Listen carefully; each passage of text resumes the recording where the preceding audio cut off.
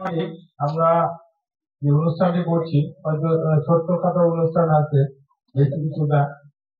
সেক্ষেত্রে আজকে আমরা ভালো করেই জানি আজকে আমাদের বীর পুরুষ নেতাজি সুভাষচন্দ্র বসু জন্মগ্রহণ করেছিলেন। স্বাধীনতা সংগ্রামী তিনি। আমি কিন্তু নেতাজি ভক্ত। প্রথম আমাদের স্কুলে দেখবে পোস্টারের মধ্যে সব দিয়ে নেতাজি ছবিটাকে আমি লেমিনেশন করে লাগিয়ে রেখেছি। একটাই নেতাজিকে এই জন্য ভক্তি করি, তিনি বলেছেন যে তোমরা আমাকে রক্ত দাও আমি তোমাকে স্বাধীনতা দিব। কিন্তু সেই পক্ষান্তরে এবার গান্ধীজি ছিলেন মানে নরমপন্থী। আমি সেই তোমাদের মোহাম্মদ রফিকুল হাসান তোমাদের হেডমাস্টার মহোদয়, আমি নেতাজিকে এই জন্যই ভক্তি করি যে যখন কাজ তখনই করে ফেলতে হয়। ধীর স্থির মনস্থ অনেক দেরি হয়। আমরা যদি নেতাজিকে না হারাতাম তাহলে আমরা স্বাধীনতা আরো 2-3 বছর আগে হয়তো পেয়ে যেতাম।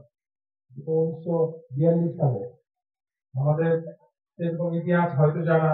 আমরা চাইবো এই নেতাজির মতো করে আমাদের ছাত্রছাত্রীরা যেন স্থির না হয়ে যতটা তাড়াতাড়ি সম্ভব আমাদের জীবনের গতি সেইভাবে নিয়ে যাও। কচ্ছপের গতিতে জীবন চললে সেভাবে একটা মনস্থির হয় না বা সিদ্ধান্তে যাওয়া যায় না।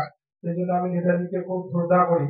আমি চাইবো আমাদের ছাত্রছাত্রী সমস্ত মনীষীদের যারা স্বাধীনতা সংগ্রামী আছে তাদের জীবন কাহিনীগুলো পড়বে, আজকের দিন থেকে শুরু করবে এবং নেতাজির জীবনটা ভালো কাহিনী করে পড়বে, এই আশা রাখবো। এবং বেশি কিছু বলবো না, যদি দাঁড়িয়ে আছে তোমরা এরপরে মাসুদ কিছু বলার জন্য